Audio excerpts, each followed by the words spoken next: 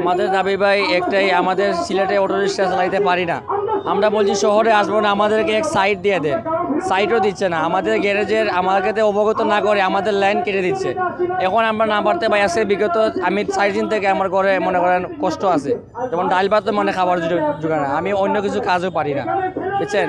আমি আগে চাকরি করতাম, চাকরিতে আমার পয়সা থাকতে আমি অটো রিক্সা নিছি, পায়ে পেটে রিক্সা চালাইতে পারি না, আমার ফ্যামিলিতে অনেক সমস্যা।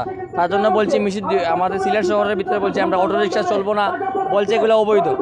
হ্যাঁ, এগুলো যদি অবৈধ হয় আমাকে এক সাইড দেন, সাইডও দিচ্ছে না। অবৈধ যদি রিক্সাগুলো, আমাদের রিক্সা তো অবৈধ হয়, আপনারা আমাদের অবৈধ টাকাগুলো দিয়ে দেন, রিক্সা আপনারা নিয়ে নেন, আমাদের রিক্সার টাকাগুলো দিয়ে দেন, দেখুন আমরা একটা ব্যবসা করতে পারি, বা যে কোনো একটা হকার সাইড নিতে পারি, বা যে কোনো একটা কিছু করে আমরা খাইতে পারি। আমরা কেমন মূর্খ মানুষ, এতে আমরা কিছু পারি না, একবার রিক্সায় চালাইতে পারি। এই আমাদের লোকের দাবি ভাই। আমাদের আজকে 11 দফা দাবি নিয়ে আমরা আসছি। দেখুন আমরা অনেক কষ্ট হয়ে আছি, দেখেন অনেক মুরব্বী কাকারা বাবারা অনেকেই আছে, যুবক ভাইয়েরা অনেকেই আছে, আমার চলাফেরা অনেক কষ্ট হয়। যেমন অটো রিক্সা হইলে যাত্রীর জন্য সুবিধা হয় ভালো। আজকে সকালকে আমি রিক্সা বার করছিলাম, যাত্রীটা বললো ভাই রিক্সা বন্ধ করলেন, বললাম আপনি রিক্সা তো চলে না, এটা বলে অবৈধ রিক্সা, অবৈধ বলে এর জন্য চলে না।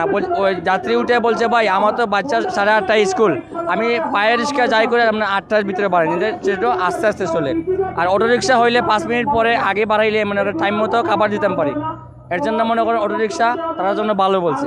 এখন আমরা তো মনে করেন অটো রিক্সা চালাই অভ্যস্ত, আমরা অন্য কোনো কাজ পারি না।